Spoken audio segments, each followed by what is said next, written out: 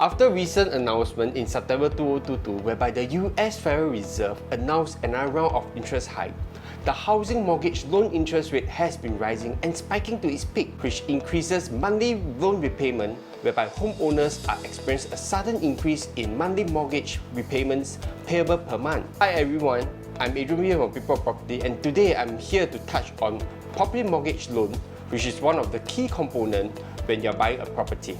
As Singapore's latest cooling measure come into effect, the full impact it has on the property market will likely be felt from this month onwards. In this video, we'll look at the new updated TDSR, total debt servicing ratio, and share how you can restructure your housing plans to fit within these new set limits.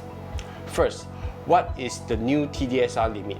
Under the new cooling measure, TDSR is reduced from 60% to 55%. In the past, you could take out loans with repayment totaling up to 60% of your monthly income. Now, there has been a new limit to 55%. Take for example, you and your spouse has a combined household income of $8,000.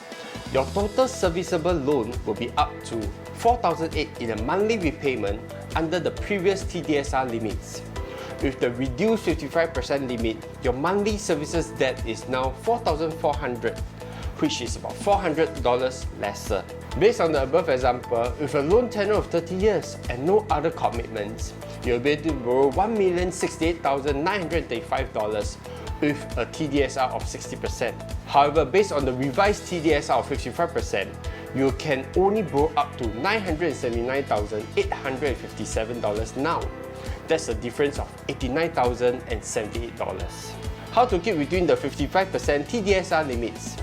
First, to pay off your existing commitments like your car loans, credit card, etc. If you are looking to getting a private property with a loan tenure of 30 years, reducing your overall monetary commitments may help you keep between the revised 55% TDSR limits. For example, if your income is $10,000 and you have a $2,000 car loan commitment per month, the maximum loan you can get to service your home purchase based on the revised TDSR will be $779,000. If you were to pay off your car loan and have $0 loan commitment, you are eligible for a maximum loan of $1,224,000, but capped at $1,125,000 based on 75% loan to value. That's a loan of $346,000 more. So, if you were to pay off your loan commitments before getting a home loan, you can borrow more. The second method will be, of course, maximizing your loan tenure. Let me share and show you how does a loan tenure difference could help you in terms of your property purchase. Total debt servicing ratio (TDSR) has three main components. First, the age of the home buyers or investor, which will determine the loan tenure. Second, the income of the home buyer or investor. And thirdly, the interest rate and stress test of 4%. So out of these three components, there's one that is changeable, which is the loan tenure. For loan tenure, it's determined by the percentage of loan you're taking for your property. So what's the difference between the 55% loan and 75% loan?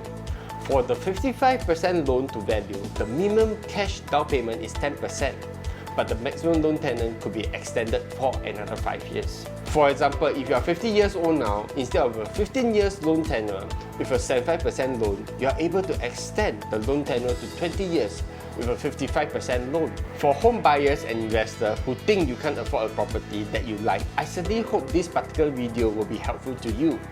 If you want to find out more, feel free to contact me and I hope to see you soon. Ciao!